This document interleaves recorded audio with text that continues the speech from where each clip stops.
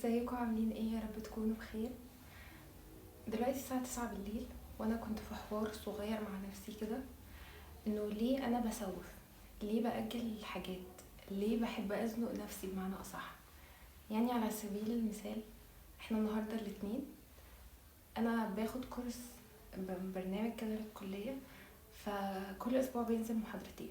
فالمفروض امبارح يوم الاحد نزل محاضرة وديدلاين يوم الخميس.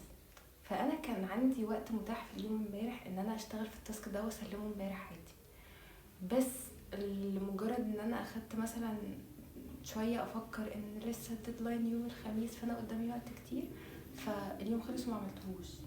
فجيت النهارده بعد ما رجعت من بره، قعدت افكر في اللي ورايا.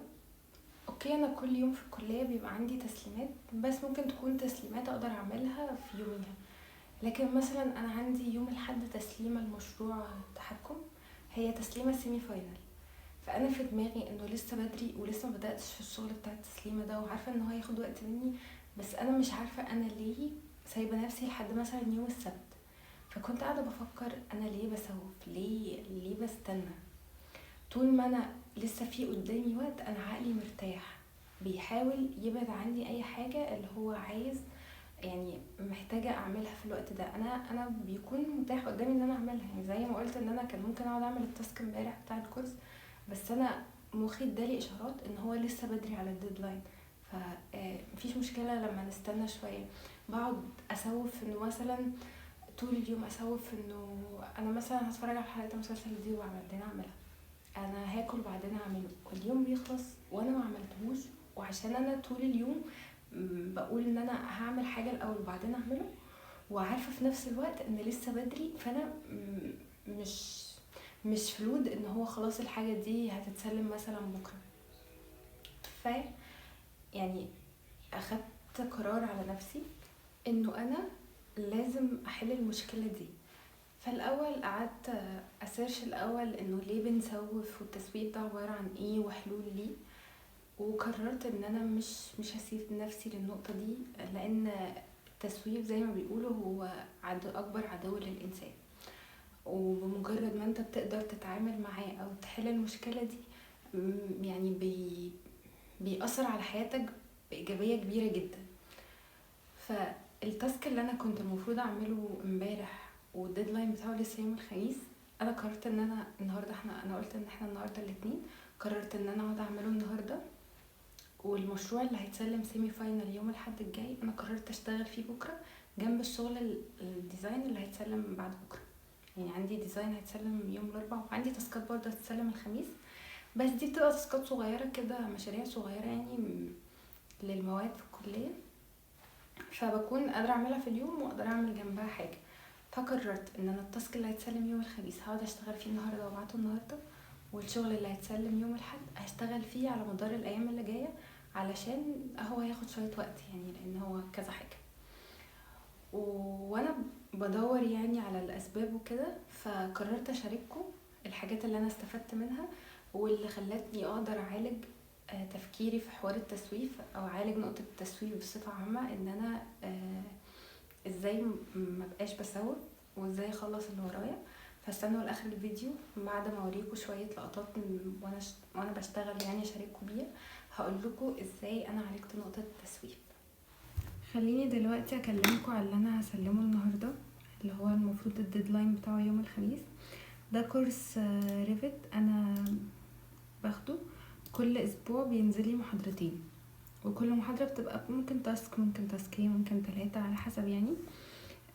المحاضرة بتبقى في رينج ساعة، ساعة ونص، والمعلومات اللي بناخدها في المحاضرة يعني دي اللي بنطبقها في التاسك اللي احنا بنعمله. فدلوقتي انا بحمل المحاضرة 10، عليها تاسك واحد تقريبا ان شاء الله يعني. على ما المحاضرة تحمل انا هقوم اعمل حاجة حلوة تتاكل وحاجة تتشرب، وهرجع اتفرج على المحاضرة واعمل التاسك، وهوريكم لما اخلص التاسك. المحاضرة لسه قدامها شوية وقت، وده لان النت مش احسن حاجة. فاللي انا هعمله ده مش تسويف، ده لمجرد بس ان المحاضرة لسه منزلتش، قررت ان وانا باكل وبشرب الحاجة هتفرج على المسلسل بتاعي.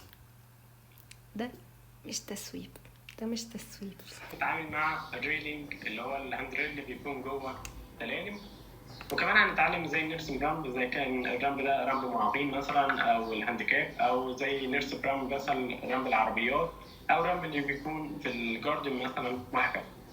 كمان هنتعلم في اخر المحاضره ازاي نعمل شفط في البلاطه، ازاي نقطع في البلاطه مثلا لو انا عندي منور او عندي مثلا ضغط في النص مثلا في المبنى كله، والمبنى ده كان ارتفاعه مثلا 10 ادوار او حاجه، وانا عايز اعمل فتحه في كل البلاطات اللي موجوده عندي.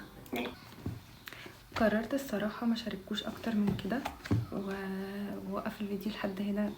مش هوقفه قبل ما اقول لكم يعني الطرق اللي توصلت لها ان انا اعالج التسويف، بس وقفته لحد هنا عشان عايزة ابعد اي حاجة عن ايدي، ابعد اي مشتتات اقصد يعني.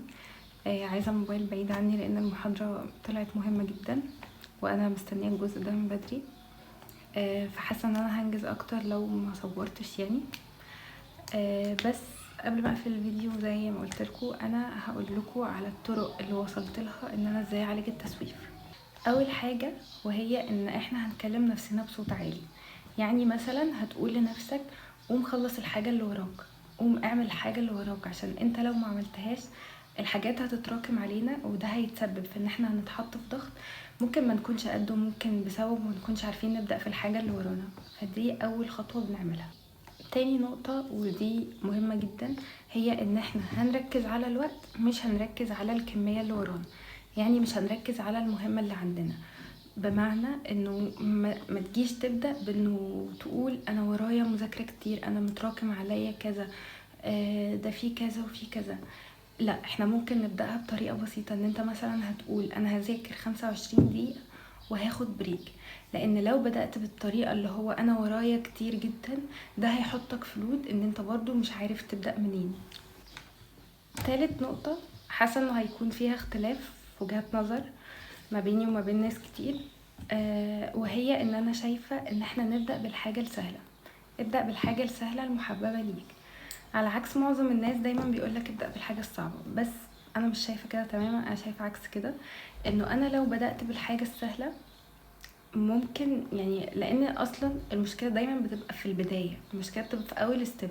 فانا لو اخدت اول ستيب بحاجة صعبة انا ممكن ايأس مكملش. يعني انا بدأت بحاجة صعبة قوي على نفسي، ضغطت نفسي، على عكس ان انا لو اخدت اول ستيب بطريقة سهلة، بطريقة بسيطة، بطريقة حاجة يعني حاجة انا بحبها، حاسه ان انا نفسي ممكن تتفتح وان انا يعني اتشجع ان انا اكمل.